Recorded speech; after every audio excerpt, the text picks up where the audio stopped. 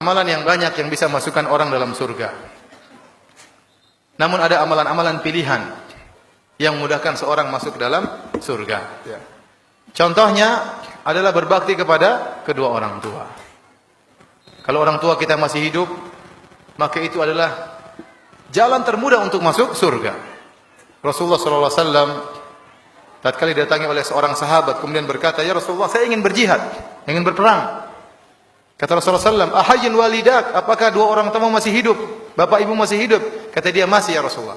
Kata Rasulullah SAW, "Maka berjihadlah dalam berbakti kepada kedua orang tuamu." Ini dalil bahwasanya berbakti kepada kedua orang tua termasuk jihad. Perlu perjuangan, perlu pengorbanan waktu, pengorbanan harta, tapi pahalanya luar biasa. Demikian juga ada seorang laki minta izin untuk berperang. Kata Nabi SAW, "Ahayyatun walidatu?" Apakah ibu masih hidup? Kata dia, "Masih hidup ya Rasulullah." Kata Rasulullah SAW, "Lazimilah kaki ibumu, di situ surgamu."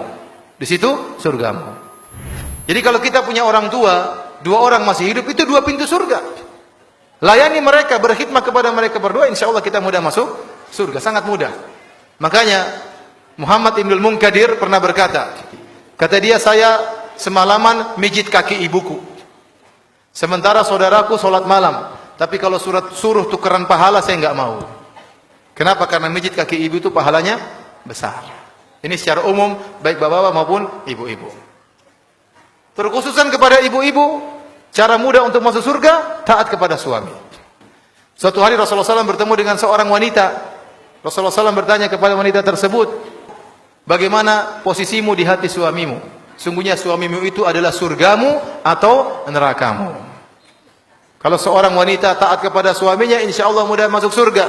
Tapi kalau seorang istri selalu membangkang kepada suaminya, maka ini berbahaya bagi dirinya.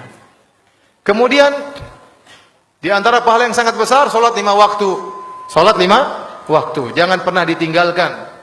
Seorang salat 5 waktu adalah modalnya, modal terakhirnya. Kalau sampai ditinggalkan sekali, dia akan mudah meninggalkan yang lain. Kalau dia gampang-gampangkan dalam solat, yang lain juga dia akan gampang-gampangkan. Maka bagaimanapun kondisi, jangan pernah meninggalkan solat 5 waktu. Nabi bersabda tentang solat 2 rakaat sebelum subuh. Kata Nabi, 2 rakaat sebelum subuh lebih baik daripada dunia dan seisinya. Kalau kita solat sebelum subuh 2 rakaat, solat qobliyah 2 rakaat, paling kita kerjakan 3 menit, paling banter 4 menit. Ternyata pahalanya lebih baik daripada dunia dan seisinya. Itu baru solat 2 rakaat sunnah. Bagaimana lagi dengan solat subuhnya? Padahal kita tahu para ulama sepakat solat fardu lebih afdal daripada solat sunnah. Nah kalau solat sunnah pahalanya seperti ini, bagaimana lagi solat fardunya? Ya, ini diantara ibadah-ibadah yang sangat jangan sampai kita tinggalkan agar kita mudah untuk masuk surga. Banyak amalan-amalan. Insya Allah seluruh amalan kalau kita kerjakan dengan ikhlas memudahkan kita masuk surga. Namun ini diantara hal yang saya harap agar diperhatikan. Salat. Kata Nabi SAW, tatkala ada seorang datang kepada Nabi, "Ya Rasulullah, aku ingin bisa menemani engkau di surga." Kata Nabi, "Awa ghairu dzalik?" Apakah tidak ada permintaan yang lain? Ini permintaan berat, menjadi teman Nabi di surga berarti surganya tinggi. Nabi tanya, "Awa ghairu dzalik?" Tidak ada permintaan yang lain? Kata dia, "Huwa dzak." Yang saya minta itu ya Rasulullah. Kata Rasulullah SAW, "Kalau gitu tolonglah aku agar aku bisa berdoa kepada Allah. Kamu sendiri harus banyak sujud." Kamu sendiri harus banyak sujud. Orang yang bahagia, orang banyak salat, banyak sujud. Kata Nabi SAW, kata Nabi, "Tidaklah engkau sujud karena Allah, kecuali derajatmu akan dinaikkan dan akan dihapuskan dosa-dosamu." Semakin orang banyak sujud, dia semakin tinggi di sisi Allah. Meskipun mungkin orang lain merendahkan dia, tidak memandang dia, tapi dia sangat tinggi nilainya di sisi Allah Subhanahu wa ta'ala.